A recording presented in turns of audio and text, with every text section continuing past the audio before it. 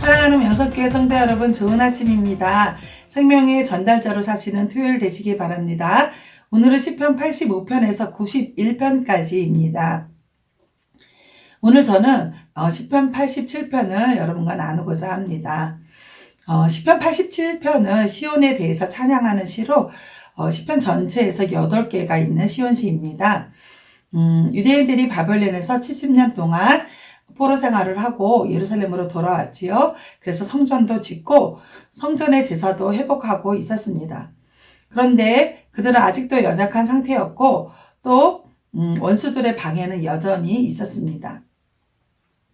성전도 이전에 장엄하고 아름다웠던 성전이 아니었기 때문에 이스라엘 백성들은 포로기 이전의 그런 영광으로는 그런 상태로서는 회복할 수 없겠구나. 그렇게 회복한다는 것은 불가능하구나 생각했고요. 그래서 실망하고 패배의식에 사로잡혀 있었습니다. 그런 이스라엘 백성들에게 시인은 이 시를 쓰면서 시온은 다시 회복될 것이고 이전에는 경험해보지 못한 아주 무한한 영광은 소유할 수 있다라는 그런 소망을 심어주기 위해서 이 시를 썼습니다. 본시를 한마디로 말한다면 하나님의 성산 시온을 통하여서 열방을 구원하신다라는 것입니다. 87편에 나오는 시온은 1차적으로는 이스라엘 백성들이 살아가고 있는 도시인 하나님이 그 이름을 두시겠다고 한 예루살렘입니다. 그러나 궁극적으로는 장차 이루어질 하나님의 나라, 이 땅의 모든 사람들이 하나님을 믿고 하나님의 백성이 되는 전 우주적인 나라를 이야기합니다. 7절에서는 시온을 세계의 모든 나라의 근원 모태로 보는데요. 시편의 다른 시온시에서 나타나는 이방 민족에 대해서 배타적으로 생각했던 그런 배타성은 완전히 사라집니다. 이스라엘만 구원받는다라는 그런 배타성은 완전하게 사라지고 만인이 구원받아 하나님의 백성이 될 수 있다라는 만인 구원 사상이 등장하게 됩니다. 본시의 내용은 두 부분으로 구별하여 나눌 수가 있는데요. 먼저 전반부에는 1절에서 3절까지입니다. 하나님의 도성으로서의 시온의 영광적인 지위를 찬양하는 내용입니다. 1절에서 그 터전이 거룩한 산 위에 있구나 했는데요. 이 말은 하나님의 터전인 성전이 이 거룩한 산에 시온산에 있다라고 말하는 것입니다. 시온산은 약 700m 정도 되는 산입니다. 그 자체로 보면 특히 특별할 것이 없고 다른 산들과 비교해도 보잘것없는 그런 산이었습니다. 87편의 이 시인도 마찬가지고 시편 곳곳에서 이 시온산을 거룩한 산, 성산이라고 많이 노래하고 있는데요. 그 이유는 산이 아름답고 또 특별했기 때문이 아닙니다. 그 이유는 단 한 가지, 하나님의 성전이 그곳에 있었기 때문입니다. 하나님의 성전, 하나님이 임재하는 그 성전이 그곳에 있기 때문에 그것이 거룩한 산이다라고 이야기한 것이죠. 시온산이 아름답고 특별해서가 아니라 거룩하신 하나님께서 그곳에 당신의 전을 두시고 그곳에 임재하고 계시기 때문에 거룩한 산이 되는 것입니다. 그러나 반대로 아무리 아름다운 하나님의 성전이라고 불리는 곳이라 할지라도 하나님께서 임재하지 않으면 그곳은 성전이 아닙니다. 왜 하나님의 이름으로 불린 예루살렘 성전이 연거푸 여러 번에 걸쳐서 파괴되었습니까? 그것은 거룩하신 하나님이 더 이상 그곳에 계시지 않았기 때문입니다. 그러니까 그곳은 더 이상 거룩한 곳이 아니라 다른 대적들에 의해서 파괴되는 그런 곳이 되었죠. 오늘날 이 땅에도 거룩한 곳이 있습니다. 네, 바로 교회입니다. 교회는 하나님께서 임재하시는 곳입니다. 그래서 거룩한 곳입니다. 상가이든 지하이든 또 개척교회이든 미자립교회이든 선교지의 노천교회이든 간에 하나님께서 그곳에 임재해 계신다면 그것은 바로 하나님이 계시는 거룩한 성전이 됩니다. 그러므로 오늘 교회들이 거룩한 곳이 되기 위해서는 무엇보다도 교회를 하나님이 거하시는 곳, 하나님이 임재하실 만한 곳으로 만들어야 합니다.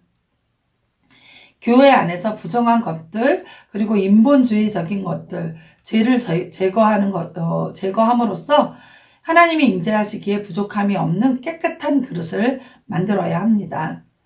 또한 예수 그리스도를 믿고 성령의 인도하심을 받아 살아가고 있는 성도들도 거룩한 곳, 거룩한 자들입니다. 교회와 똑같은 이유로 하나님의 영이 그 성도들 안에 내주하시기 때문이지요. 빈부귀천을 막론하고 하나님의 영이 거주하는 사람은 모두 성도, 거룩한 자들입니다. 마찬가지로 아무리 거룩하게 보이는 사람이라 할지라도 하나님의 영이 거하시지 않으면 그는 성도가 아닙니다. 그러므로 우리는 겉으로 자신을 거룩하게 꾸밀 것이 아니라 우리 안에 하나님이 영이 거하시는데 장애가 되는 것들을 제거해 나가야 합니다. 우리의 심령을 죄로부터 지키고 하나님의 말씀을 통하여 깨끗하게 정화시켜 나가야 합니다. 또 4절과 7절에서는 하나님의 도성 시온을 통하여 범세계적인 구원의 역사가 일어나게 될 것을 예언하는 내용이 등장하는데요. 4절과 5절에서 이렇게 말씀하고 있습니다. 내가 라합과 바벨론을 나를 아는 자 중에 있다 말하리라. 보라, 블레셋과 두로와 구스여 이것들도 거기서 났다 하리로다. 시온에 대하여 말하기를 이 사람 저 사람이 거기서 났다 말하리니 지존자가 친히 시온을 세우리라 하리로다 라고 말했습니다. 이 말씀은 하나님께서 시온을 택하여서 존귀하게 하신 그 이유가 무엇인지를 말하고 있는데요. 여기 나오는 5 나라들은 이스라엘의 주변 나라들입니다.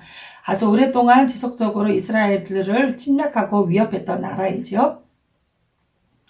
이스라엘과 원수되었던 이 나라들이 이제는 이스라엘과 형제 나라가 될 것이라는 것입니다. 하나님은 만민이 시온을 통해서 하나님의 백성이 될 것이라고 얘기했는데요. 이 원수 같은 나라들도 하나님의 백성으로 친히 하나님께서 하시겠다 말씀하십니다. 이런 이유 때문에 시온이 독특한 지위가 있는 거고 영광스러운 근거가 되는 것입니다. 많은 사람들이 이 시온을 통하여 하나님을 알고 하나님의 백성이 되기 때문에 이 시온이 거룩하고 아름다운 것입니다. 사랑하는 명성교회 성도 여러분, 하나님은 어떤 분이실까요? 하나님은 우리가 어떻게 살기를 원하실까요? 하나님은 성전에 임재하시는 분입니다. 하나님의 자녀들과 함께 하시는 분이십니다. 그래서 교회와 하나님의 자녀들, 성도들을 거룩하게 구별하시는 분이시고 또 특별하다고 말씀하시는 분이십니다. 또한 만민을 하나님의 백성으로 삼기 위해 그 교회와 성도들을 사용하시는 분입니다. 바로 우리를 사용해서 많은 사람들을 예수 믿게 하는 데 사용하신다 이것이지요. 우리를 통해 하나님의 이름이 증거되고 하나님이 높여지게 하시는 그런 분이십니다.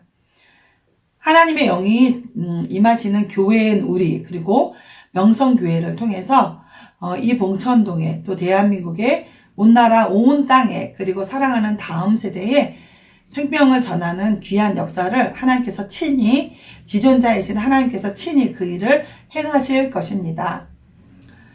우리는 우리 사회 전반에서 그리고 교회에서도 코로나19 사태의 전과 후가 완전히 다를 것에 대한 여러 가지 예측과 대비책들이 얘기되고 있는 그런 시점을 살아가고 있습니다. 저는 코로나 전과 같이 되는 것, 그래서 코로나 전과 같이 되는 것, 그것이 저는 온전한 회복이라고 생각하지 않습니다. 하나님이 함께 하시는 것, 그리고 하나님의 생명이 흘러가는 것, 하나님의 영광이 드러나는 것, 그것이 바로 온전한 회복이라고 생각합니다. 우리가 기도해야 할 것은 코로나 이전 상태로 돌아가게 해주세요라고 그런 회복을 주세요라고 기도하는 것이 아니라 이렇게 기도해야 합니다. 하나님 나와 함께하여 주시고 성령 충만을 허락하여 주시옵소서. 나를 통해 생명이 흘러가게 하시고 생명을 낳는 그런 거룩한 시온산과 같은 삶을 살게 해 주십시오라고 기도해야 합니다. 우리가 이렇게 기도할 때 하나님은 우리를 사용하실 줄 믿습니다. 명성가족 여러분 말씀 충전으로 승리해요.